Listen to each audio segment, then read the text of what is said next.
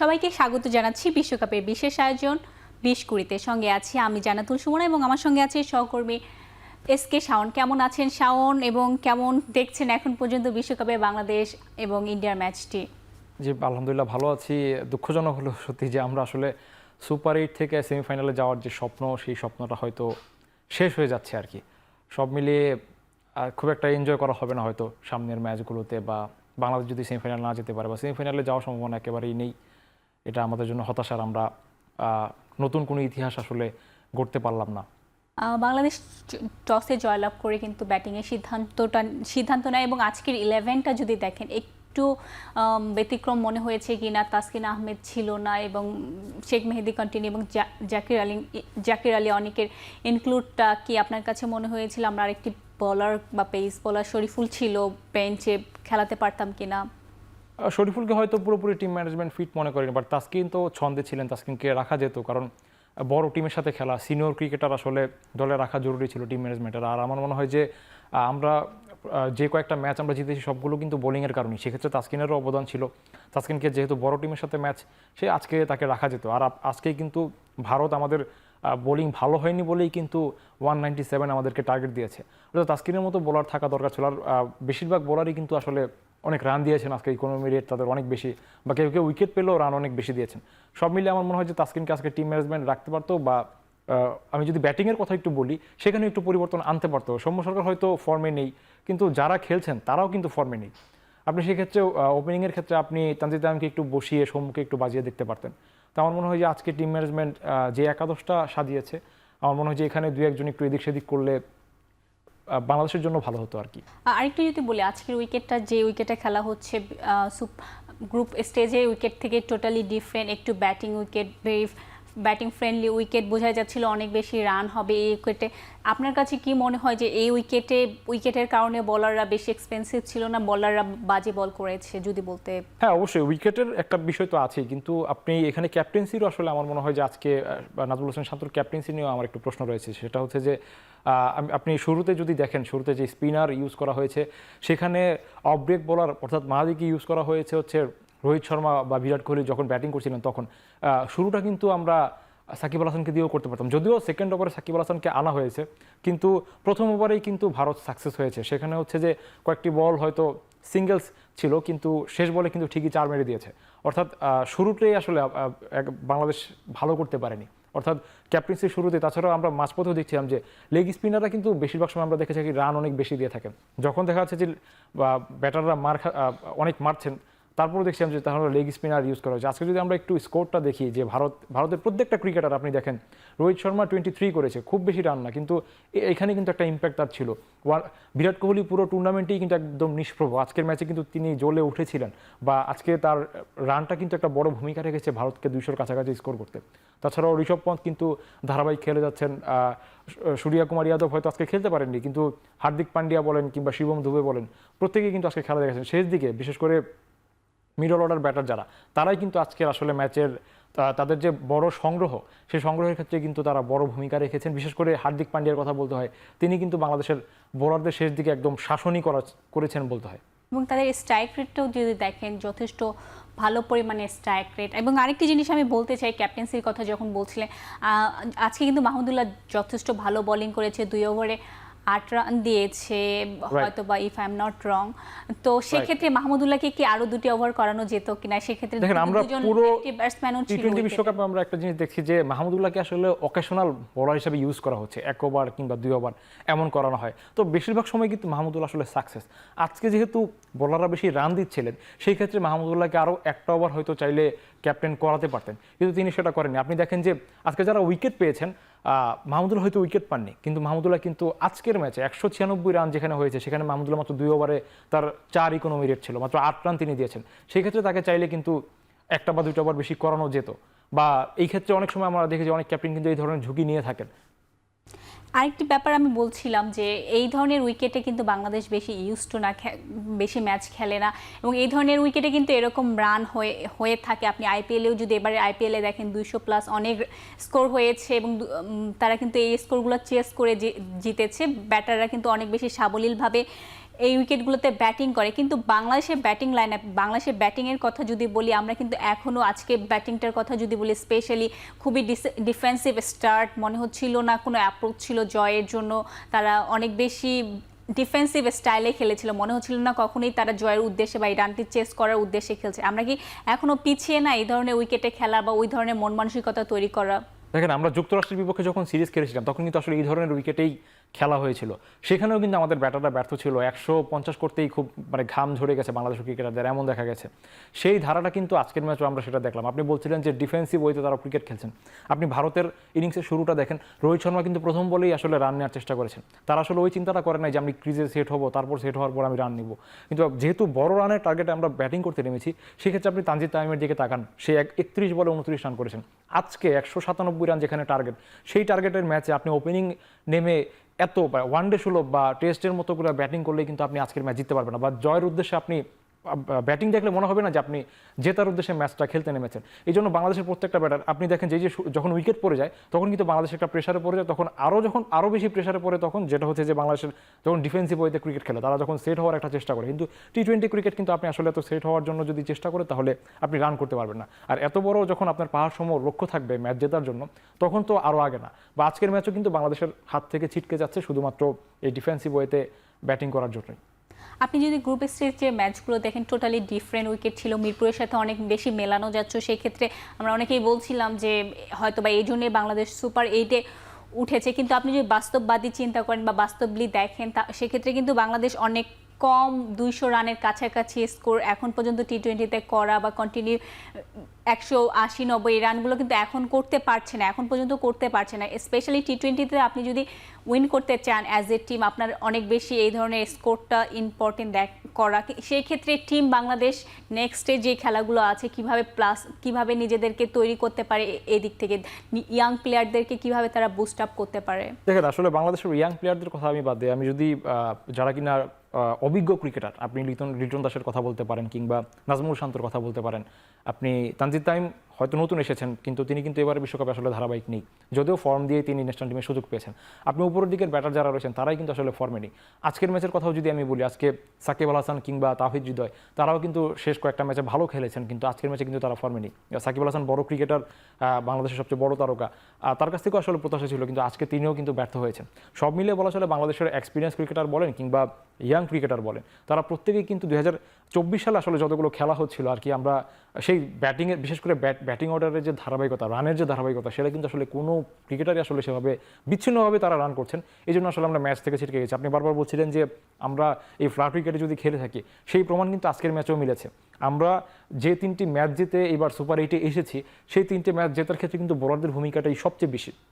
70-30 70% ভূমিকা ছিল হচ্ছে যে যারা কিনা বোলার, আর 30% ব্যাটাররা করেছেন। বা বাংলাদেশে আপনি বলছেন যে 160-70, বাংলাদেশের 150 রানের স্কোরই আছে বলতে গেলে একটা, সেটা নেদারল্যান্ডসের বিপক্ষে। বাকি সবগুলো ম্যাচেই কিন্তু আপনি বলছেন যে উইকেটে খেলা হয়েছে সেই উইকেটে রান করাটা কঠিন, কিন্তু চেষ্টা করলে হয়তো আরেকটু বেশি রান করা যেত। বা বাংলাদেশের ব্যাটারদের যে ব্যর্থতা, সেই ব্যর্থতার কারণেই কিন্তু বাংলাদেশ 150 আপ রান করতে পারে না। তো সেই কারণে বাংলাদেশ আজকে এই সুপার 8 থেকে আসলে ছিটকে যাওয়ার মতো একটি অবস্থায় চলে গিয়েছে। এসকে শাওন, আবার আপনার কাছে আমরা যাব, তার আগে আমরা একটু ছোট্ট বিরতিতে যাচ্ছি। দর্শক সঙ্গেই থাকবেন, ফিরে আসছি আবারও।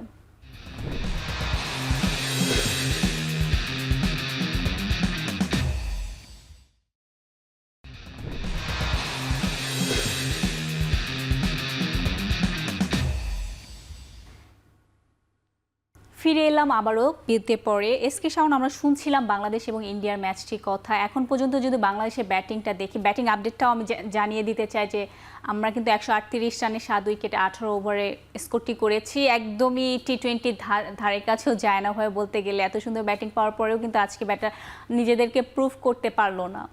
আজকের ম্যাচে আমরা যদি সেকেন্ড ইনিংসের কথা বলি, বাংলাদেশের ইনিংসের কথা বলি, আমরা আসলে শুরুর দিকে ছিটকে গেছি। আমরা বিরতির আগে আমরা বলছিলাম যে তানজিদ তামিম 31 বলে 29 করেছেন। বাংলাদেশের যেই মানে আক্রমণাত্মক ব্যাটিংটা দরকার ছিল, ভারত যেটা করেছে সেটা আসলে আমরা করতে পারিনি।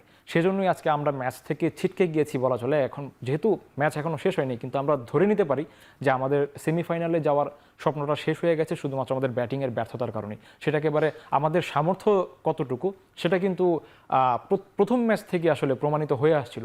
আর সেটা আরও ভালোভাবে প্রমাণিত হয়েছে এই বড় দলের বিপক্ষে ম্যাচগুলোতে, বিশেষ করে অস্ট্রেলিয়ার ম্যাচের কথা যদি বলি, তারপর আজকের ভারত ম্যাচের কথা যদি বলি, আমাদের যে ব্যাটিংয়ের যে সামর্থ্য সেটা কিন্তু আবারও প্রমাণ হয়ে গেল। আপনি বলছিলেন যে ফ্ল্যাট উইকেটের কথা, এই উইকেটে কিন্তু আমরা রান করার মতো সক্ষমতা ব্যাটারদের থাকার কথা, সেটা কিন্তু আসলে আমরা আজকে দেখতে পাচ্ছি না।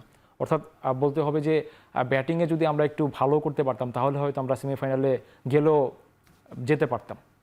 আরেকটু বলতে চাই যে আজকে আমরা কিন্তু আজ যে দর্শক হিসাবে হার জিত সবসময় থাকে, তারপরে ভালো খেলাটা সবসময় উপভোগ করতে থাকে। আজকে কি আমাদের কাছে, আপনার কাছে মনে হয় যে আমরা ভালো ক্রিকেটটা খেলেছি কিনা?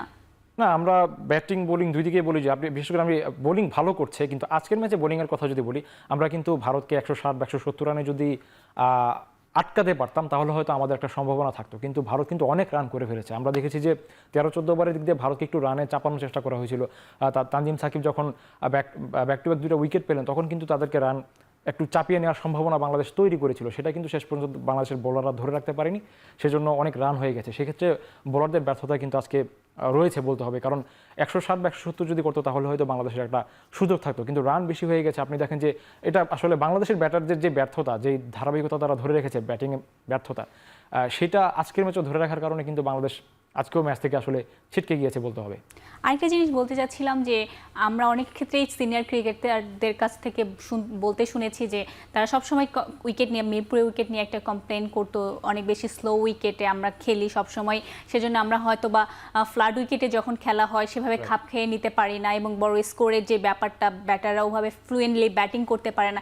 সেই ক্ষেত্রে কি আমাদের ক্রিকেট বোর্ড বা আমাদের ক্রিকেট সংশ্লিষ্ট যারা রয়েছে তাদের কি এই দিকটাতে, উইকেটের দিকে আরেকটু মনোযোগ দেওয়া উচিত কিনা আমাদের ক্রিকেটটাকে ডেভেলপ করার জন্য? আরেকটু জিনিস বলতে চাই, সদস্য দেশগুলো কিন্তু যেভাবে খেলছে টি-20টা প্রপারলি, সেক্ষেত্রে কিন্তু বাংলাদেশের জন্য অনেক বেশি চ্যালেঞ্জের হয়ে যাবে নেক্সট যদি তারা এই ধরনের উইকেট খেলে, চ্যালেঞ্জিং হয়ে যাবে কিনা। আপনি মিরপুরের উইকেট নিয়ে কথা বলছিলেন, মিরপুরের উইকেটে কিন্তু আসলেই আমরা যখন বিপিএল ম্যাচ দেখে থাকি, আমরা টি-20 ক্রিকেটটা কেমন চাই, 180-200 রান হবে, সেখানে চেস করে যে কোনো টিম জিতবে, অথচ মিরপুরের উইকেট আমরা বিপিএল দেখি যে 90 রান করতেই 20 ওভারে খুব কষ্ট হয়ে যায়।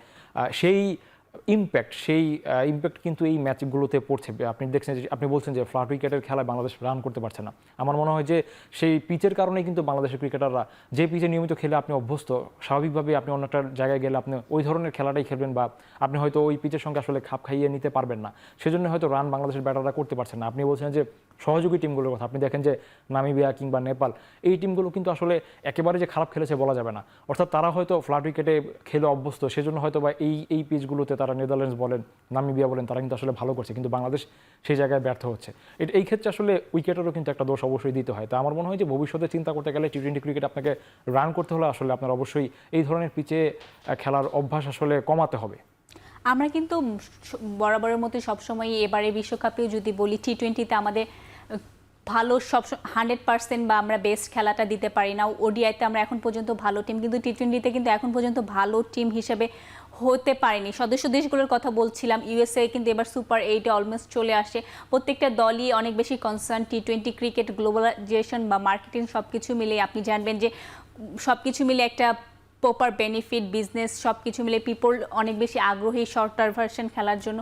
তো আমরা কিভাবে আরও কি প্লাস পয়েন্ট রেখে as a team, coaching staff বা আলাদা ক্যাম্প করে কি পাওয়ার হিটিংয়ের প্রোগ্রামগুলো করতে পারে কিনা টিম? বিশেষ করে পাওয়ার হিটিং নিয়ে আসলে আপনাকে কাজ করতে হবে আপনি যদি টি-20 ক্রিকেটে ভালো করতে চান। বা আমরা এই যে আজকের ম্যাচেও যেটা দেখলাম যে আপনি ডিফেন্সিভ ওয়েতে যখন ক্রিকেট খেলতে থাকবেন তখন আসলে যে কোনো ম্যাচে আপনার জন্য রান বেশি করা আসলে কঠিন হয়ে যায়।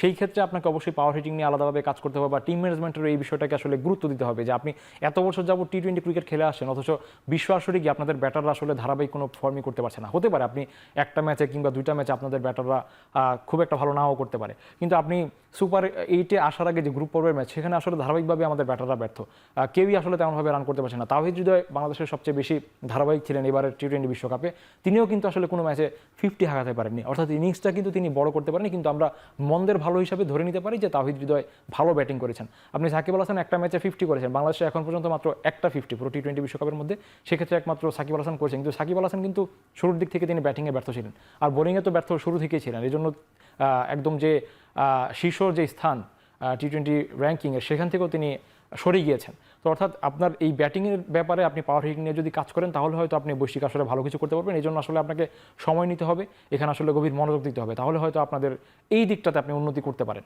আরেকটা জিনিস বলতে চাচ্ছি যে ফ্র্যাঞ্চাইজিস ক্রিকেটের কথা বলি, বাংলাদেশে কিন্তু খুব কম ক্রিকেটার ফ্র্যাঞ্চাইজিস ক্রিকেট খেলে, হয়তো বা হাতে গোনা এক দুইজন, সাকিব আল হাসান, মুস্তাফিজুর রহমান এবং রিসেন্টলি হয়তো বা তাহিদ হৃদয় SPL খেলেছে। কিন্তু সেক্ষেত্রে বাংলাদেশের প্লেয়ারদেরকে কি আরও বেশি যদি ফ্র্যাঞ্চাইজিস ক্রিকেট লিগগুলো খেলে ইন্টারন্যাশনালি, তারা কিন্তু আরও বেশি এক্সপেরিয়েন্স গ্যাদার করতে পারে এবং সেক্ষেত্রে ক্রিকেট বোর্ডের একটি মানে দায়বদ্ধতা থেকে যায় কিনা যে ক্রিকেটারদের আরও বেশি বাইরে খেলতে দেওয়া। দেখেন, ফ্র্যাঞ্চাইজি ক্রিকেট যখন আপনি খেলবেন, ফ্র্যাঞ্চাইজি ক্রিকেট আপনার সুযোগ কখন আসলে আসে, আপনি বড় টিমগুলোর সাথে যখন ভালো করেন তখন ফ্র্যাঞ্চাইজি ক্রিকেটের যে টিমগুলো রয়েছে তখন কিন্তু তারা আসলে আপনাকে নেওয়ার জন্য একটি আগ্রহ দেখায় যে আপনি ভালো খেলেছেন, সেজন্য আপনাকে নিতে চায়। তো সেই জন্য কিন্তু আপনাকে সেই ধরনের খেলা খেলতে হবে, সেই ধরনের পিচে আপনাকে খেলতে হবে, বা আপনি ইন্টারন্যাশনাল ক্রিকেট যখন খেলবেন অন্য টিমের সঙ্গে বা তাদের কন্ডিশনে গিয়ে খেলবেন, তখন তাদের সাথে যদি আপনি ভালো কিছু করতে পারেন ব্যাটিংয়ের ক্ষেত্রে, আমরা যেহেতু ব্যাটিং নিয়েই কথা বলছিলাম, তাহলে হয়তো ফ্র্যাঞ্চাইজি ক্রিকেটে বাংলাদেশের বেশিরভাগ ক্রিকেটার সেখানে সুযোগ পাবে। আগের তুলনায় একটু উন্নতি হয়েছে, অনেক ক্রিকেটার এখনও সুযোগ পাচ্ছেন। যেমন কানাডা গ্লোবাল T20 দেখলাম যে বাংলাদেশের দুজন ক্রিকেটার, আমরা আজকে রিশাদ হোসেন এবং সাইফুদ্দিন, তারা কিন্তু সুযোগ পেয়েছেন, দুজনই বোলিং অলরাউন্ডার, তারা কিন্তু সুযোগ পেয়েছেন। অর্থাৎ উন্নতি হচ্ছে, কিন্তু তুলনামূলকভাবে আসলে একটু কম, যেটা আমরা আসলে প্রত্যাশা করি সেভাবে হচ্ছে না। বা আমরা দেখে থাকি যে আফগানিস্তানের অনেক ক্রিকেটার কিন্তু IPL-এ নিয়মিত ক্রিকেটার হিসাবে খেলে যাচ্ছেন, সেটা কিন্তু বাংলাদেশের ক্রিকেটাররা সেটা পারছেন না, বা হলেও খুব কম, 2-1 করে, বা অনেক সহযোগী দেশের ক্রিকেটাররাও কিন্তু আসলে IPL-এর সুযোগ পান। অর্থাৎ তাদের সেই ধরনের প্রতিভা আছে বলেই আসলে তারা খেলার যোগ্যতা অর্জন করেছেন বলেই কিন্তু তাদেরকে আসলে নেওয়া হচ্ছে। ঠিক বলেছেন। এবং আমি আরেকটু বিষয় যদি বলতে চাই যে বাংলাদেশের আজকে ওভারঅল পারফরমেন্সের দিক থেকে বিবেচনা করলে আপনার চোখে কে ভালো পারফরমেন্স করেছে, ব্যাটিং বোলিং সব কিছু মিলেই? ব্যাটিং বোলিং এখন পর্যন্ত আপনি যদি বলেন যে তাহিদ হৃদয়কে আপনি অবশ্যই আপনাকে এগিয়ে রাখতে হবে, সে হয়তো কোনো 50 করতে পারে না, কিন্তু আর ধারাবাহিক ছিলেন, যদিও আজকের ম্যাচে তিনি মাত্র 4 রান করে আউট হয়ে গিয়েছেন, কিন্তু গত ম্যাচগুলোতে তিনি কিন্তু আসলে ফর্মেই ছিলেন বা তিনি রান করেছেন, বাংলাদেশের জয়ের ক্ষেত্রে ভূমিকা রেখেছেন। আর যদি বোলিংয়ের কথা বলতে হয়, সেখানে আপনাকে রিশাদ হোসেনের কথা অবশ্যই বলতে হবে, পাশাপাশি আপনাকে তাসকিনের কথা বলতে হবে। তাসকিন যদিও আজকের ম্যাচে নেই, তানজিম সাকিবের কথা বলতে হবে, তানজিম সাকিব ফর্মে আছেন, আজকের ম্যাচেও তিনি সবচেয়ে ভালো বোলিং করেছেন, 32 রান দিয়ে 2টি উইকেট পেয়েছেন। যদিও বাংলাদেশ আজকে ম্যাচ ছিটকে গেছে আজকের ম্যাচ থেকে, কিন্তু তানজিম সাকিব অবশ্যই ভালো বোলিং করেছেন। রিশাদও 2টি উইকেট পেয়েছেন, কিন্তু রান তার ইকোনমি 14-এর বেশি ছিল, 43 তিনি রান দিয়েছেন। বোলিংয়ের ক্ষেত্রে বিশেষ করে যদি বলি, রিশাদ এবং তানজিম সাকিব ভালো করেছেন।